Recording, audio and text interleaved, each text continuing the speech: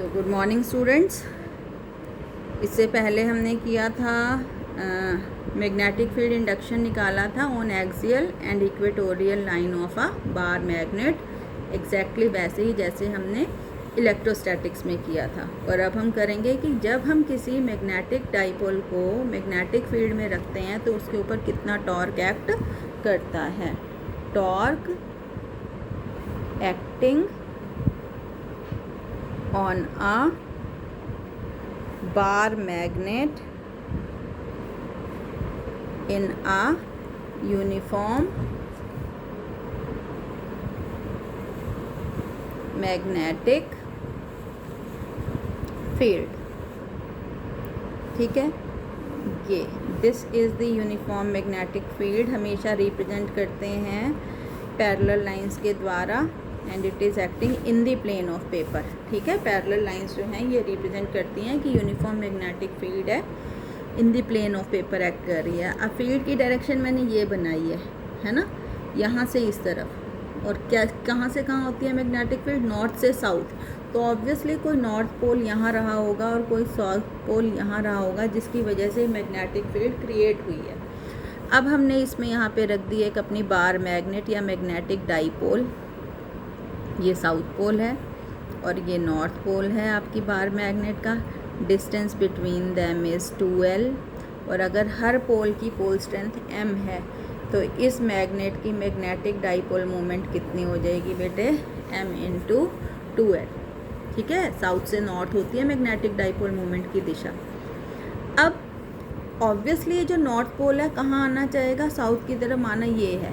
ठीक है, ये मैग्नेट है, ये इसका नॉर्थ पोल है और ये साउथ पोल है। तो नॉर्थ कहाँ आना चाहेगा? साउथ की तरफ। और साउथ कहाँ आना चाहेगा? नॉर्थ की तरफ। मतलब ये अपने आप को ऐसे अलाइन करना चाहेंगे।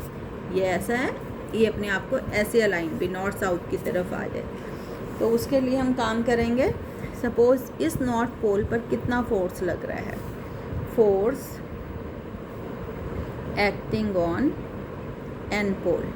याद है आपको एनालॉजी जब बताई है तो वहाँ पर फोर्स Q ही होता है इलेक्ट्रिसिटी में, और मैग्नेटिज्म में फोर्स Q की जगह M और E की जगह B। तो इस पर फोर्स लग रहा है नॉर्थ पोल पर M × B। किस तरफ लग रहा है? इस तरफ। नॉर्थ पोल साउथ की तरफ आना चाह रहा है, along the direction of B, along B या पैरेलल टू B। ठीक है, सिमिलरली इस पर कितना फोर्स लग रहा है?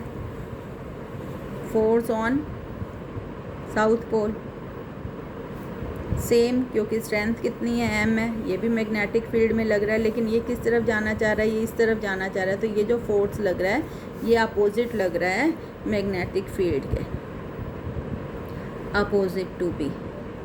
और सपोज़ ये किस एंगल पर रखी हुई थी मैग्नेट? थीटा। अब सोच के देखो, सपोज़ ये मैग्नेट है, इस पर एक फोर्स यहाँ लग रहा है और एक फोर्स यहाँ लग रहा है। ये क्या होगा? देखो क्या हुआ, ये मैंने लगाया, घूम गया, टॉर्क।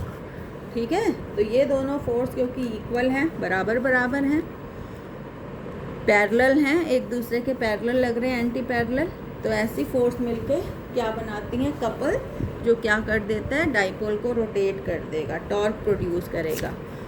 तो टॉर्क प्रोड्यूस का फार्मूला होता है आइदर फोर्स, क्योंकि दोनों फोर्स हमेशा सेम होती है, गुणा में परपेंडिकुलर डिस्टेंस बिटवीन फोर्सेस। तो आइदर फोर्स कितनी है बेटे? MB। और परपेंडिकुलर डिस्टेंस, अब देखो this is the line of action of this force and this is the line of action of this force. तो दूरी तो इन दोनों के बीच में 2L भी है, इन दोनों बलों के बीच में, लेकिन ये परपेंडिकुलर नहीं है। Perpendicular distance is NA। This is the perpendicular distance between the line of action of these two forces। तो MB × NA। और इस NA को कैलकुलेट करने के लिए ये ट्रायंगल ले लो, in triangle NAS। What is sine theta? बोलो इसमें साइन थीटा क्या होता है? लंब बटा कर्ण। तो NA/2L, NA/2L। तो NA यहाँ से क्या आ गया बेटे? 2L × sine theta. NA की जगह 2L × साइन थीटा। तो ये हो जाएगा torque is equal to M B into 2L sine theta. What is this m into 2L? क्या बन रहा है? जैसे इलेक्ट्रोस्टैटिक्स में बना था, क्या होता है m into 2L? Magnetic dipole moment. वहाँ था ये इलेक्ट्रिक डाइपोल मोमेंट, तो ये हो गया m b साइन थीटा। तो जब कोई बार मैग्नेट जिसकी मैग्नेटिक मोमेंट m है, उसको हम b मैग्नेटिक फील्ड में रखते हैं थीटा एंगल पर, तो उस पर इतना टॉर्क एक्ट करता है। और वेक्टर फॉर्म में याद है m क्रॉस b, वहाँ आया था, ये क्या आया था वहाँ पे? टॉर्क आया था पी ई साइन थीटा, याद है? और फिर हमने इसको लिखा था p क्रॉस e। सेम आया ना? p की जगह m होता है यहाँ हमारे पास, और इलेक्ट्रिक फील्ड की जगह क्या होता है? मैग्नेटिक फील्ड होता है। अब यहाँ पर देखो, यहाँ से टॉर्क जो है, ओके पहले स्पेशल केस देख लो। अगर थीटा 0 है तो टॉर्क 0 है, ये कहलाता है स्टेबल इक्विलिब्रियम, याद है? सेम वैसे ही है। और अगर टॉर्क 180 डिग्री है तो भी मैथमेटिकल तो 0 है, लेकिन ये कहलाता है अनस्टेबल इक्विलिब्रियम। अब यहाँ से देखो, यूनिट मैंने आपको कहा था भाई मैग्नेटिक डाइपोल मोमेंट की 2 यूनिट होती है, एक होती है जूल पर टेस्ला, जूल पर टेस्ला, जूल पर टेस्ला, और दूसरी एम्पियर मीटर स्क्वायर। तो हम कैसे इनको एक्सप्लेन करेंगे? जूल पर टेस्ला देखो यहाँ से आएगी, torque is equal to M B sine theta. तो यहाँ से आपकी बी एम आ जाएगा टॉर्क बटे बी साइन थीटा। टॉर्क की यूनिट होती है जूल और मैग्नेटिक फील्ड की होती है टेस्ला। थीटा की कोई यूनिट होती नहीं, तो क्या यूनिट हुई? जूल पर टेस्ला। ठीक है, इस पर बेस मैं आपको अब एक न्यूमेरिकल भी देने जा रही हूँ इस टॉक पर बेस्ड। तो ये आपने करना है और मुझे सेंड करना है पर्सनल नंबर पे, ठीक है? ग्रुप में नहीं सेंड किया करो। तो question is a magnet having dipole moment 5 joule per Tesla is held at 60 degree angle in a magnetic field of 2 Tesla. Calculate torque acting on it. Torque acting on it. इसके ऊपर कितना torque act करेगा? क्या क्या दिया हुआ है? Magnetic dipole moment दी हुई है, कैपिटल M दिया हुआ है, 5 जूल पर टेस्ला, थीटा भी दिया हुआ है, और मैग्नेटिक फील्ड भी दी हुई है B। आपको क्या करना है? आपको टॉर्क निकालना है फार्मूला रख के, ठीक है? तो ये था आपका टॉर्क। और सेम ऐसे ही हमने किया था पोटेंशियल एनर्जी, है ना? तो यहाँ भी करेंगे potential energy of a bar magnet. Bar magnet आ जाए या मैग्नेटिक डाइपोल आ जाए, एक ही मतलब है। घबरा मत जाना कि मैडम ने तो बार मैग्नेट कराया था, ये तो मैग्नेटिक डाइपोल आ गया। तो potential energy of a bar magnet in a uniform magnetic field. तो अभी हमने देखा कि जब हम किसी बार मैग्नेट को यूनिफॉर्म मैग्नेटिक फील्ड में रखते हैं, ये नॉर्थ पोल था, ये साउथ था, थीटा एंगल पर, तो इसके ऊपर एक टॉर्क एक्ट करता है जो इस बार मैग्नेट को रोटेट करवाता है ऐसे। और अगर हम इसको अपोजिट रोटेट करवाना चाहते हैं उल्टी दिशा में, तो हमें इस पर क्या करना पड़ेगा? वर्क करना पड़ेगा। और वही वर्क किस फॉर्म में स्टोर हो जाएगा? इन the form of potential energy. तो सपोज़ ये जो आपकी बार मैग्नेट थी, पहले आपने इसको थोड़ा सा रोटेट कराया, सिर्फ इतना सा रोटेट कराया, कितने एंगल पर? D theta. तो कितना काम करना पड़ा वो निकाल लेंगे और फिर इंटीग्रेट करेंगे तो टोटल आ जाएगा। सेम एग्जैक्टली वैसे ही जैसे हमने इलेक्ट्रोस्टैटिक्स में किया है, ठीक है? कोई चीज़ यहाँ से नहीं समझ में आया है, वहाँ से पढ़ लेना, या वहाँ से ना आए तो यहाँ पे देख लेना। तो टॉर्क इस पर एक्ट कर रहा है एम बी साइन थीटा। तो small amount of work done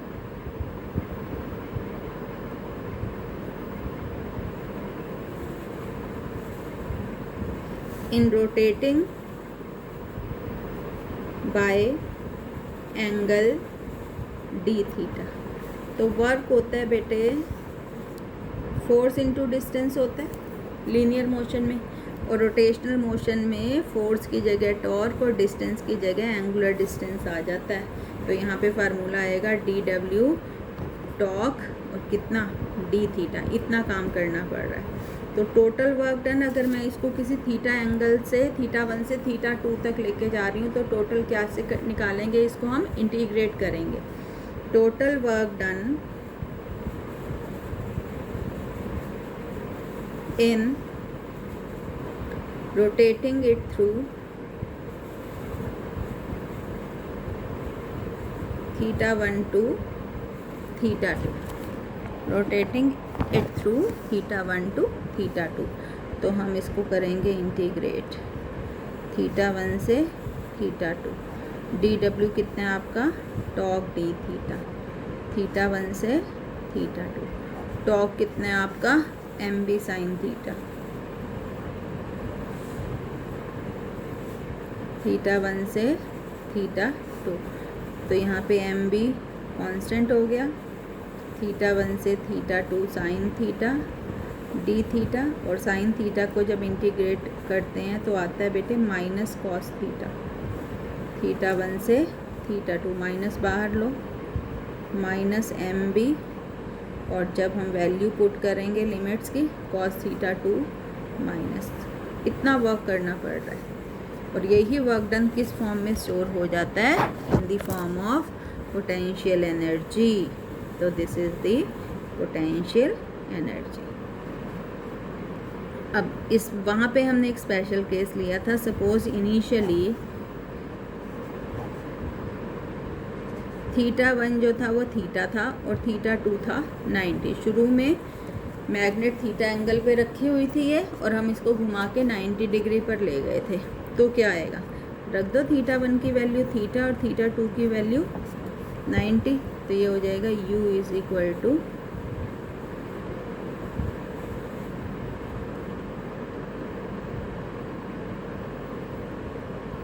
उल्टा है, सॉरी, ये 90 डिग्री और ये थीटा, 90 से थीटा पे लेके गए हैं।